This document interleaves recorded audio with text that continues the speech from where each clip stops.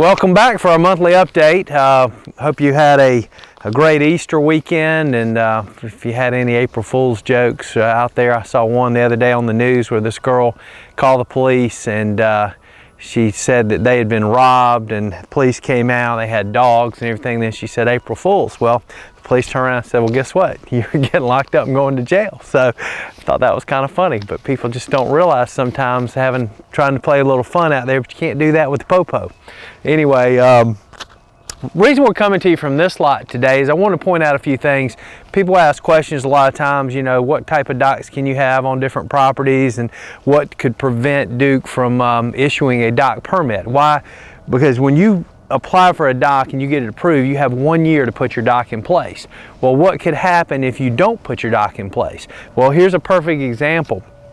We've got a lot here that's got plenty of water frontage. I mean, it's close to 200 feet of water frontage, and certainly over the years has been approved for docks, but a dock was never put in.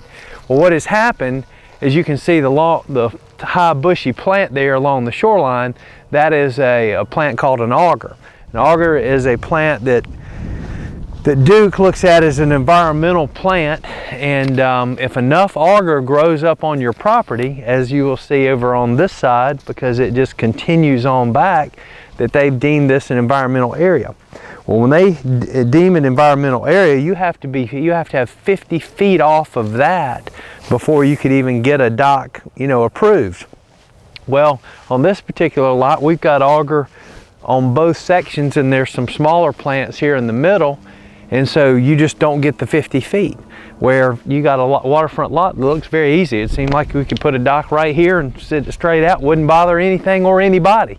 But Duke will not approve this lot for a boat dock. So those are the types of things that you have to worry about. If you don't have an area that is susceptible to this type of plant growing up, not so much. You don't need to worry about it. But if you start seeing this grow up, you better get your dock in place. So just something to be thinking about. Another thing people ask me about that I've heard, you cannot have a double-decker dock. Yes, you can have a double-decker dock. As long as the development does not have restrictions against it, you can have a double-decker dock. Like if you go into the Crescent communities, you cannot have a double-decker dock. They do not allow that in their covenants and restrictions. The Reserve cannot have a double-decker dock. The Cliffs community, there's a certain type of dock you have to buy there. So majority of the communities around the lake you cannot, but like in the development we're in right now, you can certainly have a double-decker dock, although we don't have one in sight, but they are in this particular community. Let's go to the numbers as we look at the first 3 months and see how we're doing as far as 2013 is concerned. Residential lots or houses, there are 213 waterfront single-family homes available, 17 under contract right now. 20 have closed so far this year. Average sales price $701,825. So a little bit up, because last year we had closed 25 by now. So 5 less closings, but the average sales price jumped up to $701,825 from $614,340 last year. So that's a good sign early on. It's still way early to figure out what's going to happen there, but at least we're seeing the average sales price on waterfront homes go up some. Lots available, 426 available properties. Right now there are 11 under contract and 27 have closed this year. Now, if you look at what closed last year by this time, only 16 had closed. So we're up, you know, 11 more properties have closed this year over last year. Average sales price this year, $246,790 for those 27 that have closed. Last year by this time, $253,853. So almost the exact same. That's at about a $7,000 difference. So right now, a 3% drop. But if you look at the numbers this early on, they're almost identical from a standpoint of average sales price. Now, if you look outside, if you take the Cliffs and the Reserve into play, only 19 lots out of the 27 have sold outside of the Cliffs and the Reserve. The average sales price on those, $148,668.42. So under $150,000 for the average sales price of the lots that have sold outside of the Cliffs and Reserve. In fact, only 4 lots so far have sold over $200,000 in the first 3 months this year.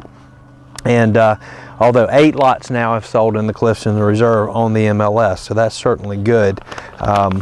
You know, and interest rates are still down. We just put a house under contract here recently, and he's doing an interest-only deal, and he's getting an interest-only at 1.825.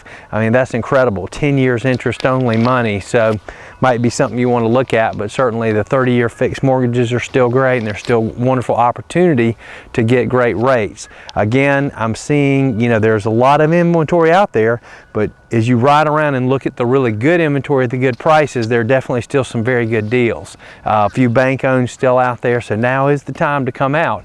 As you can see, we've gone from selling 16 in the first 3 months last year to 27 this year.